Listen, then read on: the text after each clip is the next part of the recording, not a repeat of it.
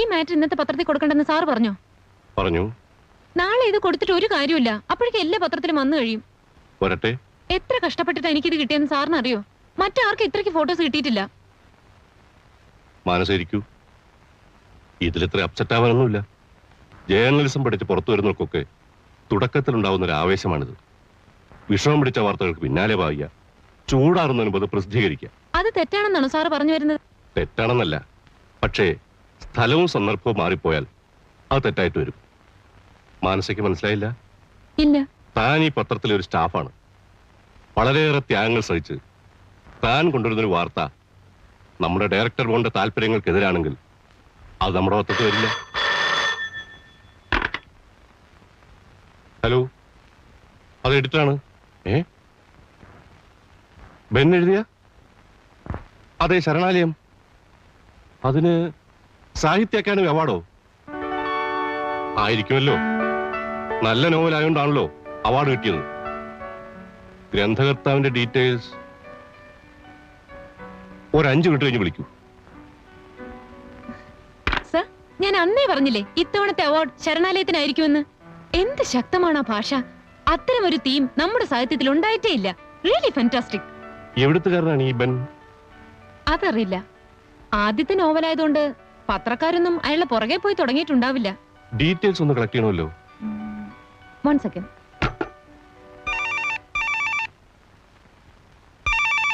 Excuse me, ഒന്ന് മാറിക്കേ. Hello, ശരണാലയത്തിന് വേണ്ടിയാണെങ്കിൽ നാളെ വന്നാൽ മതി. ഇവിടെ കോപ്പിയൊക്കെ ഔട്ട് ഓഫ് സ്റ്റോക്ക്. ഹലോ, പറയൂ മാഡം. ഒരു മിനിറ്റ്. വേറെ ഏതെങ്കിലും പുസ്തകം ഉണ്ടോ ഇവിടെ? ബെൻ എന്നയാൾ ഒറ്റ പുസ്തകം എഴുതിയിട്ടുള്ളൂ. അതിനാണ് അവാർഡ് കിട്ടിയിരിക്കുന്നത്. അത് ഔട്ട് ഓഫ് സ്റ്റോക്ക് ആണ്. നാളെ വരും. പോകൂ. ഒരാൾക്കൊരു അവാർഡ് കിട്ടിയെന്ന് വെച്ച് ഇങ്ങനെ ഒരു ബഹളമുണ്ടോ? പിന്നെ നാണല്ലേ, ശരണാലയത്തിന്റെ കോപ്പികൾ ഔട്ട് ഓഫ് സ്റ്റോക്ക് ആണെന്ന് പുറത്തൊരു ബോർഡ് എഴുതി വെക്കൂ. പറയൂ മാഡം. അഡ്രസ്സോ? എഴുതിക്കോളൂ. Mister Ben, care of advocate PS Nenmara. നെന്മാറയല്ല, അതിന്റെ അപ്പുറത്തെ പാറയാലും ശരി. വാടകക്കാരും നിലയ്ക്ക് നിൽക്കണം. അല്ലേ, ചിലക്കരുത്. ഈ നാട്ടിൽ വേറെ വീട് കിട്ടാഞ്ഞിട്ടല്ല ഞങ്ങൾ ഇവിടെ താമസിക്കുന്നത്. നിങ്ങളെ മോഹൻ വന്ന് കാല് പിടിച്ചിട്ടാ. മീൻ കഴുകിയ വെള്ളം താൻ എന്റെ തലയിൽ ഒഴിക്കുന്ന അവൻ വിചാരിച്ചിട്ടുണ്ടാവില്ലടോ. ഞാൻ വെള്ളം ഒഴിക്കുന്നിടത്ത് നിങ്ങൾ തലയായിട്ട് വന്നു ഞാനും വിചാരിച്ചിട്ടില്ലല്ലോ. താൻ തന്റെ വക്കീലിനെ വിളിച്ചിട്ട് വാ. എന്തിന്? തന്നെ പോലെ കുരുത്തങ്ങട്ടൊരു വേലക്കാരനെ എത്ര നാൾ വെച്ച് പൊറപ്പിക്കുന്നു എനിക്കൊന്ന് ചോദിക്കണം. വേലക്കാരനോ? പിന്നെ ഞങ്ങളെ ബന്ധുക്കളെ പോലെ ഇവിടെ കഴിച്ചു വിടണേ. ഇപ്പൊ പോലെയാ?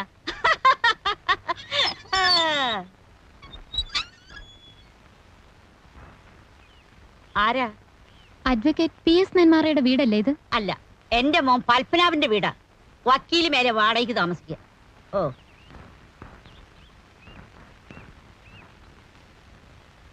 മിസ്റ്റർ, ഞാൻ പറയുന്നത് നിങ്ങൾ മനസ്സിലാക്കണം. വീണ്ടും വീണ്ടും ഫോൺ ചെയ്താലൊന്നും ഇല്ലാത്ത ബെന്നിനെ ഉണ്ടാക്കിയെടുക്കാൻ എന്നെ കൊണ്ട് പറ്റില്ല. അയാൾ എവിടെയാണെന്ന് എനിക്കറിയില്ലേ. Please don't disturb me. എന്ത് വേണം? അഡ്വക്കേറ്റ് ഓഫീസിൽ വന്ന് കാണണം. See I am getting late. ഞാൻ മലയാള ബന്ധു പത്രത്തിൽ നിന്ന് വരികയാണ്. നിങ്ങൾ എവിടെ നിന്നായാലും ശരി, ഇപ്പൊ സംസാരിക്കാൻ പറ്റില്ല. സർ, ഞാൻ ബെന്നിനെ ഒന്ന് മീറ്റ് ചെയ്യാൻ വന്നതാണ്. മീറ്റ് ചെയ്യാൻ പറ്റില്ല. സർ, ആരാണ് ഈ ബെൻ? കുട്ടി, നേരം വെളുത്തപ്പോ തൊട്ട് ഇതേ ചോദ്യത്തിന് പലരോടും മറുപടി പറഞ്ഞ് ഫെഡപ്പ് ആയിരിക്കാം ഞാൻ. ബെൻ താമസിക്കുന്നത് ഇവിടെയല്ലേ? ആയിരിക്കാം, അല്ലായിരിക്കാം. പക്ഷെ അയാളെ കാണാമെന്ന് ഒരാളും വ്യാമോഹിക്കണ്ട. Kunhikkanna breakfast ready ആയില്ലെന്ന്. അത്ര പെട്ടെന്ന് റെഡി ആവുന്ന സാറും വ്യാമോഹിക്കണ്ട. എന്തിനാ നിൽക്കുന്നത്? സർ, ഞാനൊരു ജേർണലിസ്റ്റ് ആണ്. അതിനുമപ്പുറം ശരണാലയ എന്ന നോവൽ എഴുതിയ ബെന്നിന്റെ ഒരു ആരാധികയാണ്. ഞാൻ എത്ര നേരം വേണേലും കാത്തിരിക്കാം. സാർ എത്ര വഴക്ക് പറഞ്ഞാലും അദ്ദേഹത്തെ കണ്ടിട്ടേ ഞാൻ പോകൂ. ഓഹോ, എഴുത്തുകാരനോട് ആരാധന തോന്നാൻ മാത്രം ആ പുസ്തകം അത്രക്ക് ഭയങ്കരമാണോ? സാർ വായിച്ചിട്ടില്ലേ? ഞാനോ? എന്താ കുട്ടിയുടെ പേര്? മാനസക്ക് ബെന്നിനെ കണ്ടേ ഒക്കൂ അല്ലേ? I will be grateful to you. എങ്കിൽ സത്യം പറയാം, മാനസ ബെന്നിനെ കണ്ടു കഴിഞ്ഞിരിക്കുന്നു. ഞാനാണ് ബെൻ. കുട്ടിയോട് ഈ രഹസ്യം ഒളിപ്പിക്കാൻ തോന്നുന്നില്ല. ദയവ് ചെയ്ത് ഇത് മറ്റാരും അറിയരുത്. ഇന്റർവ്യൂക്കാർ സ്വരം തരില്ല. I M A leading criminal advocate. കേസുകളുടെ നൂലാമാലകളിൽപ്പെട്ട് വട്ടം കറങ്ങുമ്പോൾ ഒരു റിലീഫിന് വേണ്ടിയാണ് ഞാൻ എഴുതി തുടങ്ങിയത്. ബെൻ എന്റെ തൂലികാനാമമാണ്. എനിക്ക് വിശ്വസിക്കാനേ കഴിയുന്നില്ല. ആദ്യമൊന്നും എനിക്കും വിശ്വാസം ഉണ്ടായിരുന്നില്ല എഴുതാൻ കഴിയുമെന്ന്. അവാർഡ് കിട്ടുമെന്ന് തീരെ പ്രതീക്ഷിച്ചതുമില്ല. Saranalayam is a great work. Yes yes. Sir, എനിക്കൊരു ഇന്റർവ്യൂ. പിന്നെ ആവാം, അതൊക്കെ പിന്നെ ആവാം. പുതുതായി വല്ലത് എഴുതുന്നുണ്ടോ? രണ്ടാമത്തത് കഴിയാറായി. പേര്? പേര് പേര് നരിച്ചീറുകൾ. തീം എന്താണ് സർ? തീം അത് ഈ നരികൾ ചീറുന്നതും ഒക്കെ ആയിട്ടുള്ള ചില സംഭവങ്ങളാണ്. നരിച്ചീറുകൾ. നരി ചേർന്നതോ? പറഞ്ഞ അത് നമുക്ക് പിന്നെ കാണാം. സർ, സർ, സാറിന് ഇഷ്ടപ്പെട്ട പാശ്ചാത്യ എഴുത്തുകാരൻ ആരാണ്? പാശ്ചാത്യം ബെൻ കിങ്സ്ലി. അതുകൊണ്ടാണല്ലോ ഞാനും ബെൻ എന്ന് പേരിട്ടത്. ബെൻ കിങ്സ്ലിയോ? അത് ഗാന്ധിയിൽ അഭിനയിച്ച നടനല്ലേ? അല്ലല്ല, അത് വേറെ, ഇത് വേറെ. നമുക്ക് പിന്നെ കാണാം പ്ലീസ്. സർ,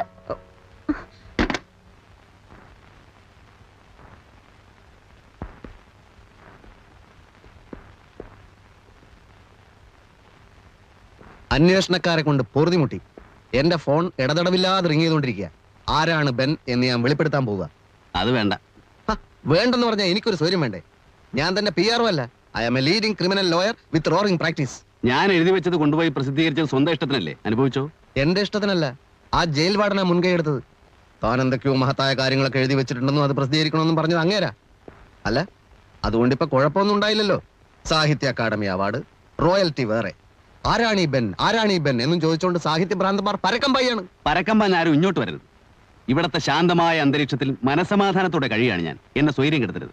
ഒന്ന് ചോദിക്കട്ടെ, തന്റെ ഭ്രാന്ത് ഏത് വകുപ്പ് പെടുത്തണം? ഇരുമ്പഴിക്കുള്ളിൽ ശാന്തമായ അന്തരീക്ഷമാണെന്ന് പറയുന്ന ആദ്യത്തെ തടവ് പുള്ളി താനായിരിക്കും. താൻ എഴുതി കൂട്ടിയ വട്ടിന് അവാർഡും. എനിക്കൊരു പിടിയും കിട്ടുന്നില്ല കേട്ടോ. പറഞ്ഞുതരാം. വക്കീൽ ഇപ്പൊ ഒരു കാര്യം ചെയ്യും. ഓ, റോയൽറ്റി കാശൊക്കെ ഞാൻ എന്ത് ചെയ്യണം? അതുപോലെ അനാഥാലയത്തിനും കൊടുത്തേക്ക്. തനിക്ക് മുഴുവൻ ഭ്രാന്താണ്. എന്നെങ്കിലും താൻ പുറത്തു വരുമല്ലോ, അപ്പൊ താൻ മണ്ണ് നിന്ന് ജീവിക്കുമോ? ഒരു കാര്യം ചെയ്യും, താൻ എഴുത്ത് നിർത്തണ്ട. ബെന്നിന് ആരാധകർ ധാരാളമുണ്ട്. താൻ എന്തെഴുതിയാലും അവർ വായിക്കും. അതുകൊണ്ട് എഴുതിക്കൊണ്ടേയിരിക്കും. എടോ, പണമില്ലാത്തവൻ പിണ.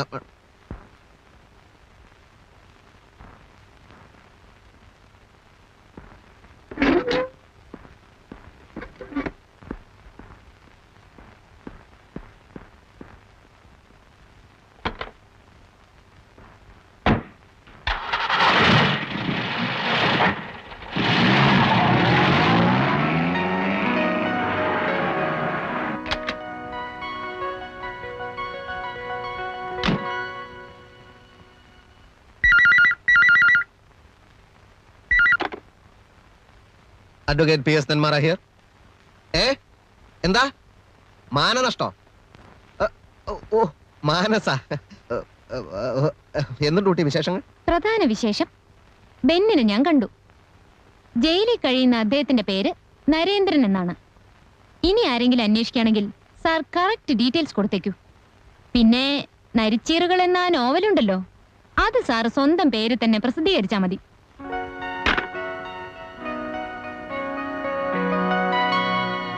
ആ വക്കീലിന് ഞാനൊരു ഡോസ് കൊടുത്തു. അതുകൊണ്ട് കാര്യമായില്ലോ. ഇന്റർവ്യൂ എവിടെ?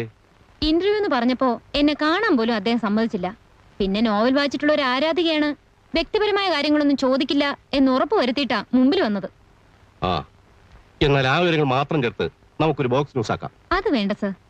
പറയാൻ മടിയുള്ള ഒരുപാട് കാര്യങ്ങളുണ്ട് അദ്ദേഹത്തിന്റെ മനസ്സിൽ. ആ നോവലിലെ സന്ദർഭങ്ങൾ അധികവും സ്വന്തം ജീവിതത്തിൽ നിന്ന് എടുത്തവയാണ്. അങ്ങനെയാണെങ്കിൽ എന്തുമാത്രം അനുഭവങ്ങൾ കാണും. കുറച്ച് സമയം കൂടുതൽ ഇടപഴകാൻ സാധിച്ചാൽ അദ്ദേഹം അറിയാതെ തന്നെ പലതും നമുക്ക് ചോർത്തിയെടുക്കാൻ പറ്റും. ഇന്റർവ്യൂവിന് പോലും സമ്മതിക്കാത്ത ആളുമായി കൂടുതൽ ഇടപഴകുന്ന എങ്ങനെ? അതാ ഞാൻ പറഞ്ഞു വരുന്നത്.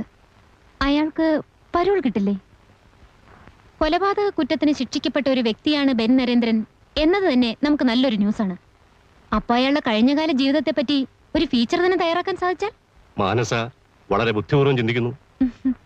കുറച്ചു ദിവസത്തെ പരോളിന് അയാൾക്ക് പുറത്തിറങ്ങാൻ പറ്റിയാൽ പോകുന്നവരെ അയാളുടെ പുറകെ നടന്ന് കംപ്ലീറ്റ് ഡീറ്റെയിൽസ് ഞാൻ കളക്ട് ചെയ്യാം.